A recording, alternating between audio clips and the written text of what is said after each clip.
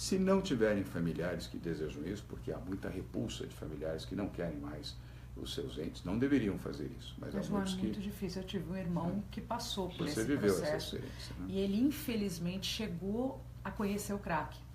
E então eu estou te dizendo, por isso que eu fico angustiada com esse assunto, porque toda vez que eu passo na rua, eu fico muito angustiada de ver aquelas pessoas. Você lembra do seu irmão? Lógico, eu lembro do meu irmão, e na época do meu irmão ainda não tinha tanto. Você não via, não existia essa palavra Cracolândia, não existia esse lugar, mas estava começando o crack em São Paulo.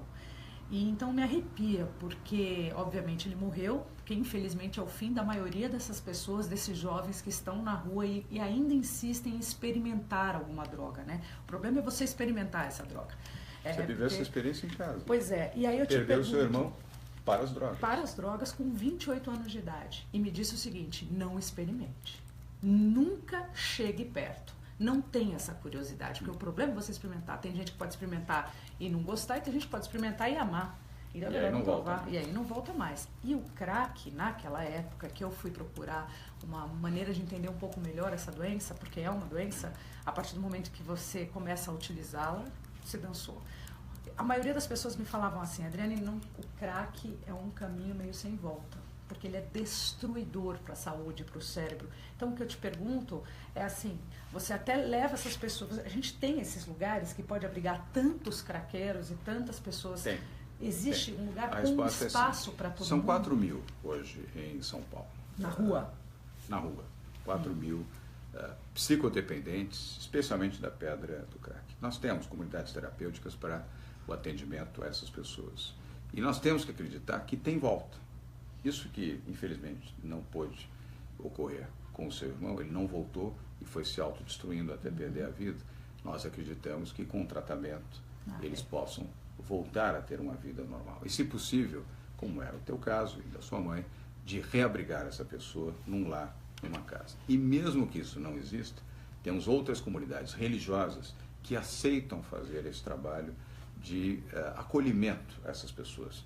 Na igreja católica, igreja evangélica, igreja ortodoxa, no judaísmo, nas igrejas de matrizes africanas, tem muita gente no mundo religioso que aceita e tem comunidades que possam absorver essas pessoas. E aí entra uma outra tarefa, que é de cidadania também da Prefeitura de São Paulo, de dar treinamento a essas pessoas já livres da droga, para que eles possam, requalificados, nós oferecemos isso, terem direito ao emprego. E ao socializar de novo. Claro, e o emprego da cidadania. Muitas dessas pessoas que vivem nas Cracolândias são egressos do sistema prisional.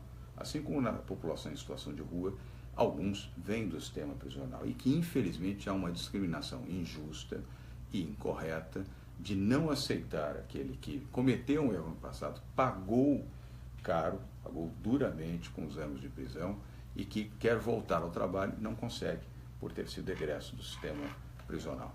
A Prefeitura garante que haverá vaga para essas pessoas, garante que ela terá um treinamento para que ela possa se preparar e o acompanhamento dela enquanto ela estiver trabalhando, vamos dizer, na sua fase inicial, nos 18 primeiros meses onde ela estiver trabalhando. Então, esse projeto que chama-se Redenção está sendo muito bem construído, elaborado, trabalhado com o Ministério Público, com o Tribunal de Justiça, com a OAB, com as entidades religiosas, com entidades do terceiro setor, com os conselhos comunitários, com a Secretaria de Saúde do Estado no município, Secretaria de Desenvolvimento e Assistência Social da Prefeitura do Governo do Estado, com a área de segurança pública no Estado, no município, inclusive Polícia Federal.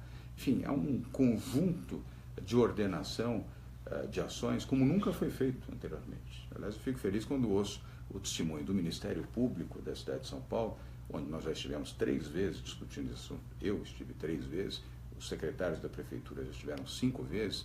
Nunca houve uma construção de um projeto assim. Então, muito em breve você vai ter notícia. Os que aqui mandam várias mensagens nesse sentido terão também. Isso vai funcionar.